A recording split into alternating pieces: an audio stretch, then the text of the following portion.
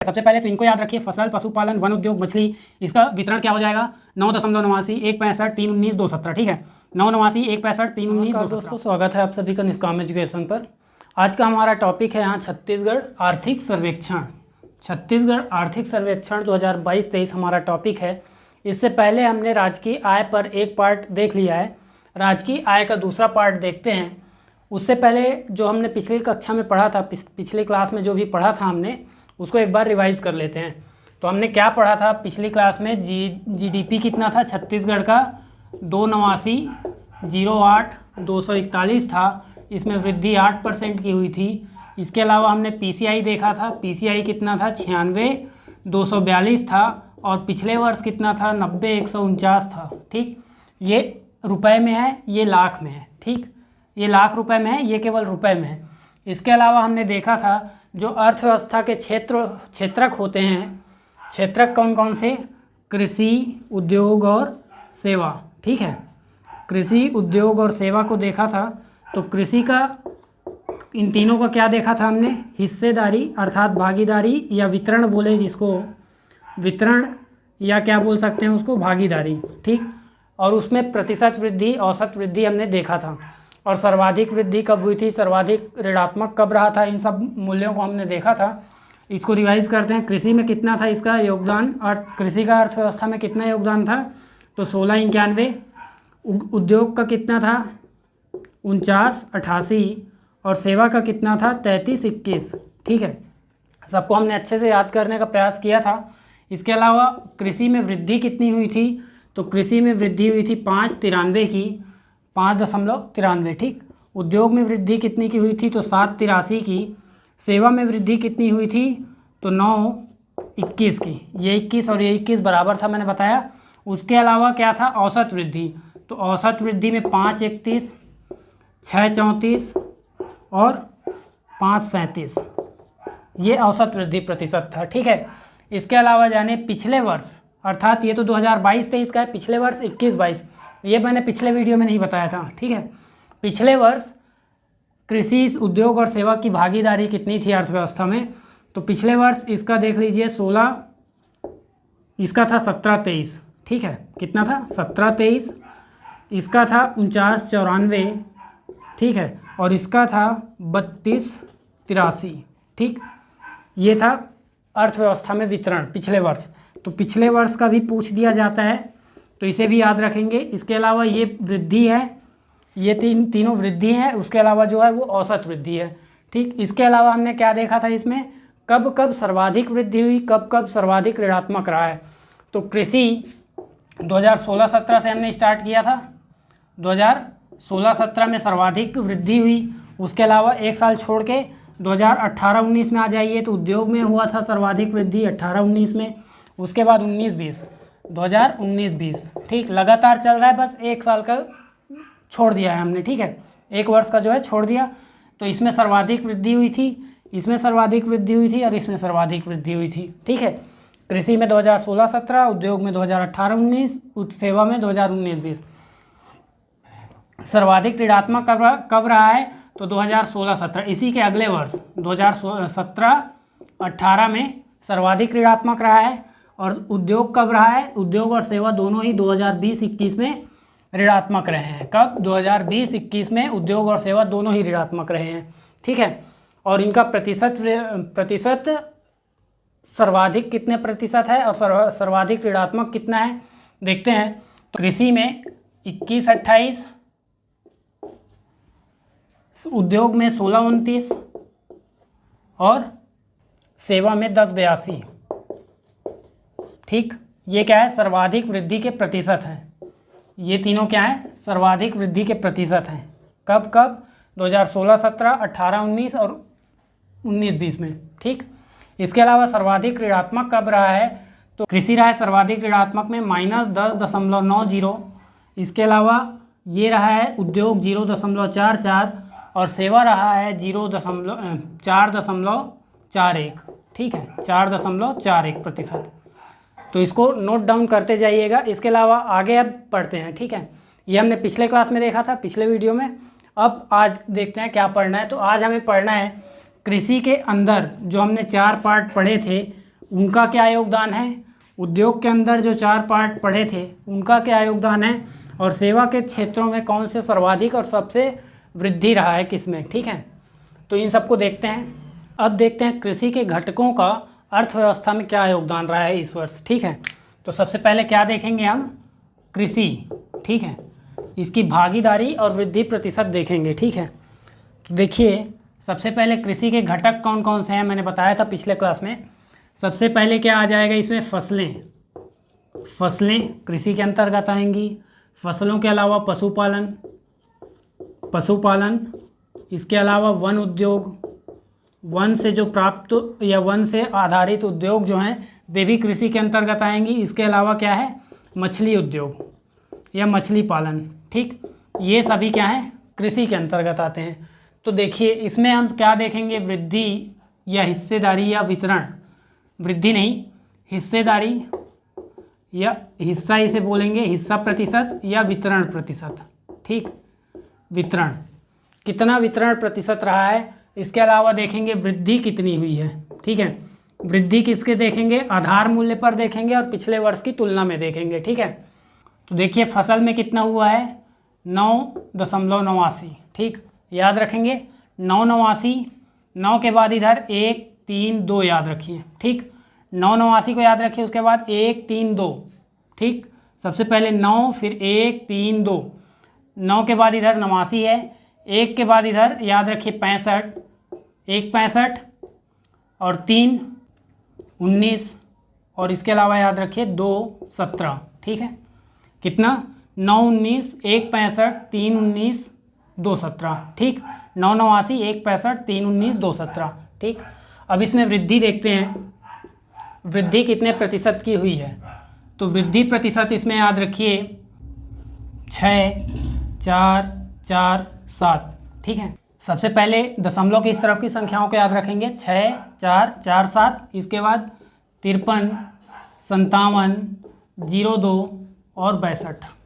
ठीक, 53 ये 58 है, 53 58 02 62। ठीक, तो क्या आ गया, 6 53 4 58 4 02 709 है। ठीक है, 709, तो इनको याद रखिए। अब इसके आगे देखते हैं उद्योग। उद्योग के अंतर्गत कौन कौन से घटक आते हैं, तो मैंने बताया था उद्योग के अंतर्गत सबसे पहले आएगा क्या, खनन उत्खनन। इसके बाद विनिर्माण, फिर निर्माण, और इसके बाद गैस एवं विद्युत एवं गैस जलापूर्ति। ठीक है, विद्युत गैस एवं जल आपूर्ति।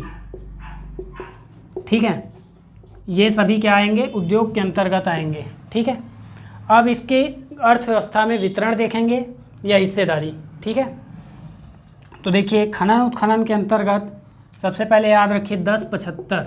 ठीक, सबसे पहला अंक जो है आपको याद रखना है 10.75। इसमें सबसे पहला अंक 10 को याद रखिए। ठीक है, सिर्फ खनन उत्खनन का याद रखेंगे, बाकी अपने आप याद आ जाएगा आपको।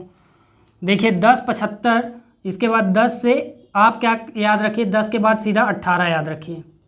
10 और 18 इधर दशमलव के इस तरफ वाले संख्याओं में आपको 10 और 18 याद रखना है, और इस ये पूरी संख्या इसको याद रखनी है। ठीक है, तो 10 और 18, इसके बाद 18 का आधा होता है 9, और एक बार फिर से 10 को लिख लीजिए।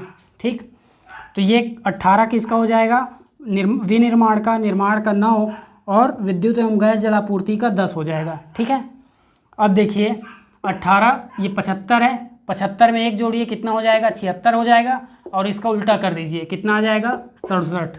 ठीक, तो 18.67, फिर 9 कितना आ जाएगा यहाँ पास, 9 यहाँ पास 60 आ जाएगा, फिर 10.87। ठीक है, इसके बाद इसमें वृद्धि प्रतिशत देखते हैं, 10.75 18.67 9.60 और 10.87। तो सबसे पहले आपको 10.75 को याद रखना है, पूरा याद रखना है खनन उत्खनन के लिए वितरण में। ठीक, 10.75, उसके बाद 10 के बाद 18 याद रखिए, 18 का यहाँ पास आधा हो जाएगा, और ये 10 को यहाँ पास फिर लिख दीजिए।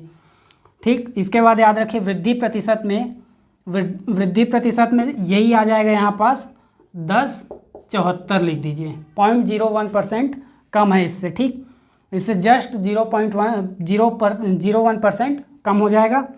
इसके बाद देखिए 1867 है, ये 10.74 हो गया।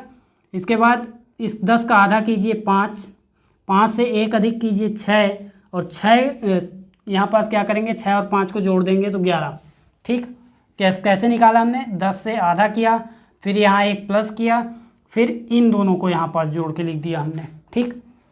इसके बाद दशमलव में लिख दीजिए, ये 74 है, ठीक।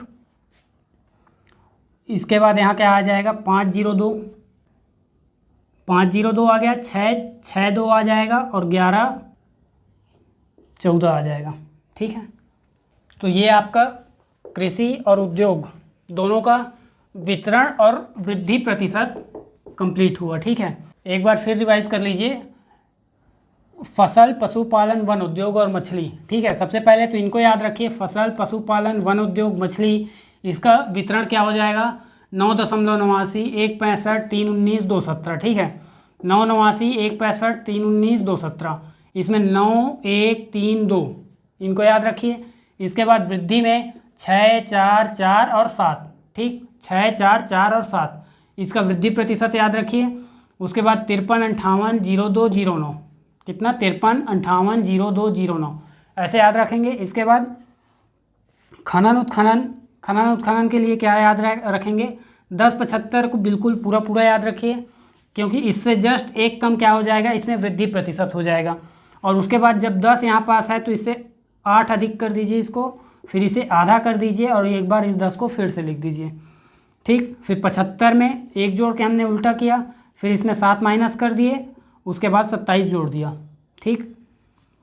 इसके बाद देखिए 10.74, देखिए ऐसे याद नहीं होगा, लेकिन यदि आप बार बार ऐसे रिलेट करेंगे तो आपको ये याद हो जाएगा। इसके बाद देखिए 10.74, 10, 5, 6, 11, 10 का यहाँ पास आधा किया हमने, फिर इसे 1 प्लस किए, फिर इन दोनों को प्लस कर दिया, तो 10, 5, 6, 11 हो गया 74, फिर 02, 62, फिर 14, ठीक। तो ये हो गया। अब इसके बाद देखिए सेवा क्षेत्र, ठीक है। सेवा में बहुत सारे क्षेत्रक हैं, इसके घटक बहुत सारे हैं, तो हमें क्या याद रखना है इसमें, जिसमें सर्वाधिक हिस्से, मतलब जिसका हिस्सा सर्वाधिक है, अर्थात जिसमें सर्वाधिक वितरण है, अर्थव्यवस्था में सर्वाधिक योगदान दिया है, या फिर जिसकी हिस्सेदारी में वृद्धि प्रतिशत ज़्यादा रही है, अर्थात जिस क्षेत्रक में वृद्धि प्रतिशत ज़्यादा है उसको याद रखेंगे, और जिसमें वितरण प्रतिशत ज़्यादा है उसको याद रखेंगे, सर्वाधिक वाले को। तो वितरण प्रतिशत ज़्यादा रहा है किसमें, स्थावर संपदा, आवास गृहों को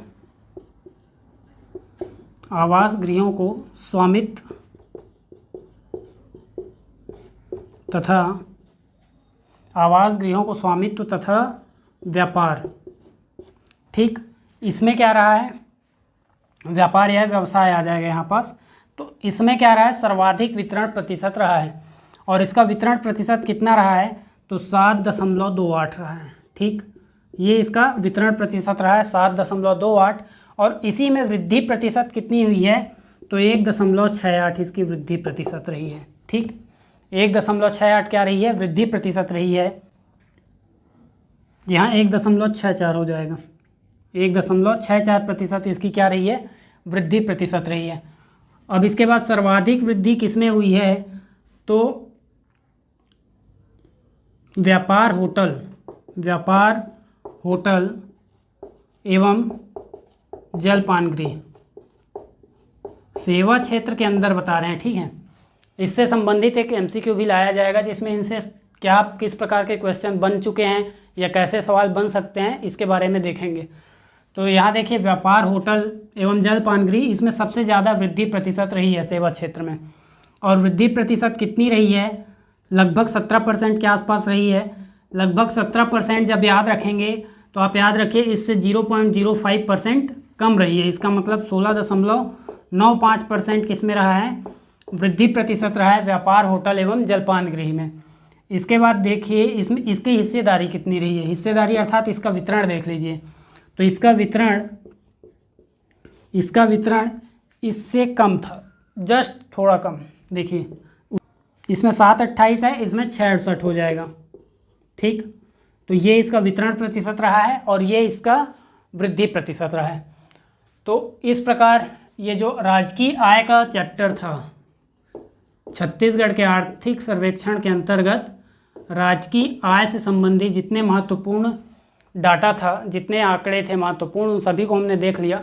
इसके बाद इससे संबंधित क्वेश्चन यदि जो बन सकते हैं या आ चुके हैं पिछले वर्षों में, इनसे संबंधित क्या क्वेश्चन आए हैं, इन सब को देखने के लिए हम MCQ करेंगे। तो आज के लिए इतना ही। वीडियो में अंत तक बने रहने के लिए धन्यवाद।